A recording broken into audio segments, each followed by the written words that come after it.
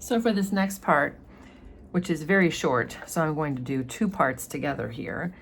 Just remember that Peter is sitting in Regent's Park. He was smoking a cigar on a bench, and at the other end of the bench, there was an old, we don't know if she's old. She's described as gray, so she's drab. I guess we could say that for sure. She's a nanny or a nurse taking care of a child, and Peter falls asleep after smoking a cigar. And this next section is kind of like a dream state that Peter is in, but it's actually not literally supposed to be Peter's dreams. It's supposed to be more than that.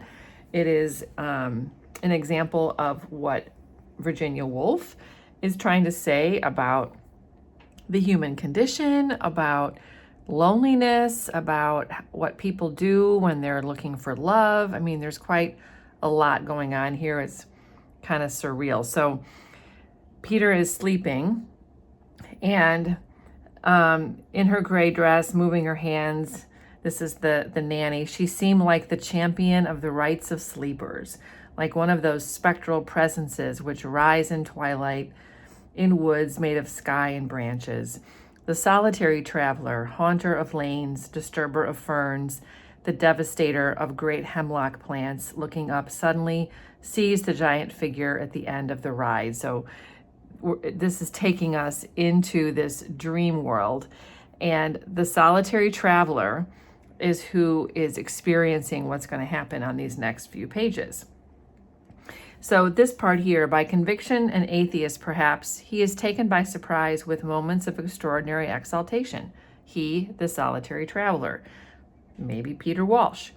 Nothing exists outside us except a state of mind, he thinks, a desire for solace, for relief, for something outside these miserable pygmies, these feeble, these ugly, these craven men and women. But if he can conceive of her, then in some sort she exists, he thinks, and advancing down the path with his eyes upon sky and branches, he rapidly endows them with womanhood, sees with amazement how grave they become, how majestically, as the breeze stirs them, they dispense with a dark flutter of the leaves, charity, comprehension, absolution, and then, flinging themselves suddenly aloft, confound the piety of their aspect with a wild carouse. So the solitary traveler is searching for femininity, for the comfort of a woman, to be sort of saved or taken out of the sort of, annoying details of life by a female. Lots of just references then. So such are the visions which proffer great cornucopias full of fruit to the solitary traveler. This is what they imagine. The solitary traveler, like Peter, imagines a woman coming with what she has to offer, which is so different from who he is in his day-to-day life.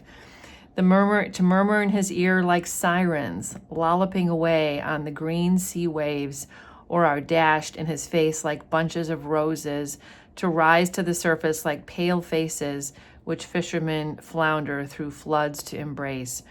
So in sections like this, there are so many layers that you could explore in terms of what Virginia Woolf is trying to say here.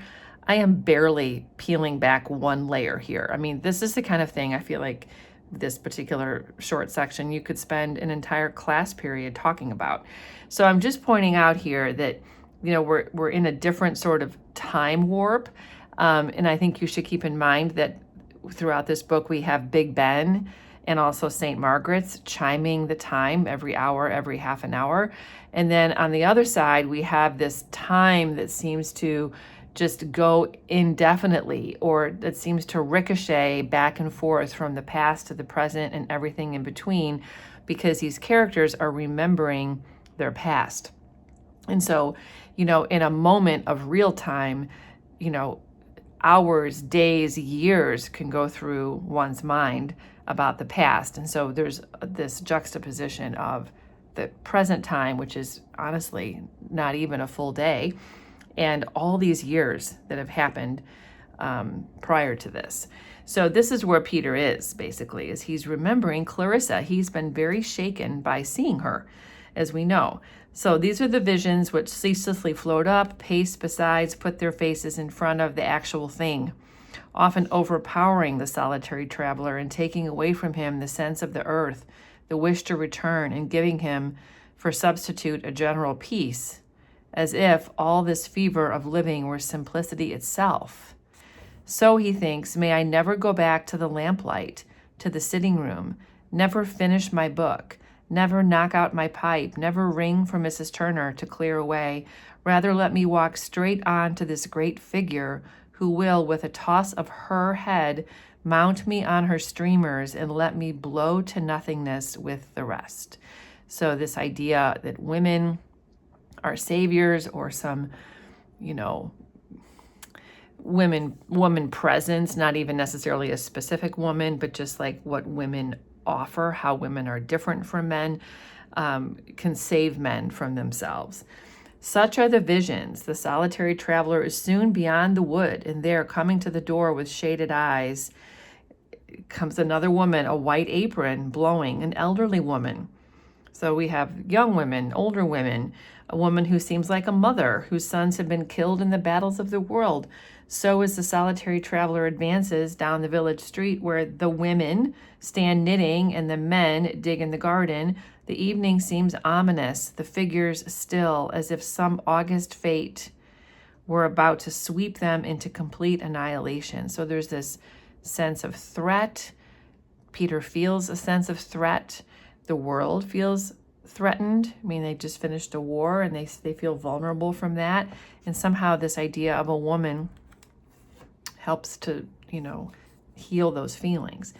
Indoors among ordinary things, the cupboard, etc., the outline of the landlady, bending to remove the cloth, becomes soft with light, an adorable emblem, which only the recollection of cold human contacts forbids us to embrace. So women are warm, men are cold, humanity is cold, but women can soothe that.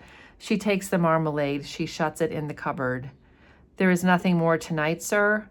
But to whom does the solitary traveler make reply? So this goes back to this theme of isolation, of being alone, of feeling hopeless.